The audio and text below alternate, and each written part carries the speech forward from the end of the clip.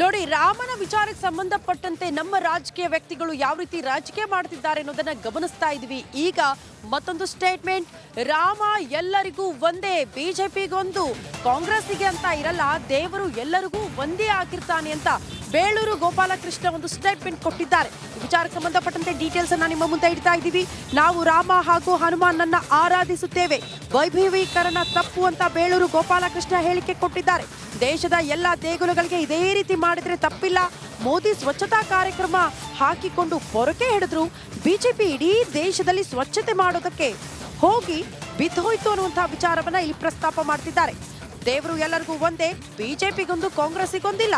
ನಾವು ರಾಮ ಹಾಗೂ ಹನುಮಾನನ್ನ ಆರಾಧಿಸುತ್ತೇವೆ, ವೈಭವೀಕರಣ ಮಾಡೋದು ತಪ್ಪು ಅಂತ ಬೇಳೂರು ಗೋಪಾಲಕೃಷ್ಣ ಹೇಳಿಕೆ ಕೊಟ್ಟಿದ್ದಾರೆ. ಏನಿಲ್ಲ, ನಮ್ಮ ಕಾರ್ಯಕರ್ತರು ದೇವಸ್ಥಾನಗಳಲ್ಲಿ ಅವರು ಪೂಜೆ ಮಾಡ್ತಾರೆ ಅಷ್ಟೇ, ಮತ್ತೇನು ಬೇರೆ ಕಾರ್ಯಕ್ರಮ ಏನೂ ಇಲ್ಲ. ಪೂಜೆ ಅವ್ರು ಮಾಡ್ತಾರೆ. ಏನು ದೇವರು ಎಲ್ಲರಿಗೂ ಒಂದೇ ಅಲ್ಲ, ನಮಗೂ ಒಂದೇ, ಅವರಿಗೂ ಒಂದು. ಬಿ ಜೆ ಪಿರಿಗೊಂದು ದೇವರು, ಕಾಂಗ್ರೆಸ್ಸಿವ್ರಿಗೊಂದು ದೇವರು ಏನಿಲ್ಲ. ದೇವರು ಎಲ್ಲರಿಗೂ ಒಂದೇ. ನಮಗೂ ರಾಮನ ಇದು ಮಾಡ್ತೀವಿ, ಹನುಮಂತನೂ ಇದು ಮಾಡ್ತೀವಿ, ಅದೆಲ್ಲ ಇದೆ. ಆದರೆ ಅದನ್ನು ವೈಭವೀಕರಣ ಮಾಡೋದು ತಪ್ಪು ಅಷ್ಟೇ ಹೇಳೋದು ನಾನೇನು. ಎಲ್ಲ ದೇವಸ್ಥಾನಕ್ಕೂ ನೀವು ಇದೇ ಥರ ಮಾಡೋದಾದರೆ ಅಡ್ಡಿಲ್ಲ ಅಲ್ವಾ? ಎಲ್ಲ ದೇವಸ್ಥಾನಕ್ಕೆ, ದೇಶದ ಎಲ್ಲ ದೇವಸ್ಥಾನಕ್ಕೆ ಇದೇ ಥರ ಮಾಡೋದಾದರೆ, ಇದೇ ಥರ ಸ್ವಚ್ಛತೆ ಮಾಡೋದಾಗಿದ್ದರೆ ನೋಡಿ, ಹಿಂದೆ ಮೋದಿಯವರು ಸ್ವಚ್ಛತೆ ಕಾರ್ಯಕ್ರಮ ಹಾಕಿ ಪೊರಕೆ ಹಿಡಿದ್ರು.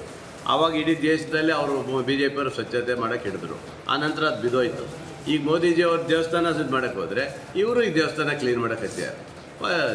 ಹಾಗಾದ್ರೆ ಮೋದಿಜಿಯವರು ಹೇಳಿದ್ರೆ ಮಾತ್ರ ಮಾಡೋದು, ಇವರು ಅಲ್ಲಿವರೆಗೂ ಮಾಡಲ್ಲ ಬಿ ಜೆ ಪಿಯವರು. ಅಲ್ಲಿ ಅರ್ಥ ಆಯ್ತಲ್ಲ, ಮೋದಿಜಿಯವರು ಹೇಳಿದ್ದು ಮಾತ್ರ ಕೇಳೋದು. ದೇಶದಲ್ಲಿ ಇವತ್ತು ಅವರಿಗೆ ಒಬ್ಬ ನಾಯಕ ಮೋದಿಜಿ ಬಿಟ್ಟರೆ ಬೇರೆ ಏನು ಕಾಣ್ತಾ ಇಲ್ಲ. ನಾನು ಹೇಳೋದು, ನಿಮ್ಮ ಸ್ವಚ್ಛತೆ ಇದ್ದರೆ ಪ್ರತಿ ವರ್ಷ ಮಾಡಿ, ಪ್ರತಿ ತಿಂಗಳ ಮಾಡಿ. ನೀವು ಅಷ್ಟು ಹಿಂದುತ್ವವನ್ನು ಹೇಳೋರು, ಮೋದಿಜಿಯವ್ರು ಹೇಳಿದಾಗ ಮಾತ್ರ ಇವಾಗ ಮಾಡ್ತಾ ಇದ್ದೀರಲ್ಲ, ಇಷ್ಟೊತ್ತು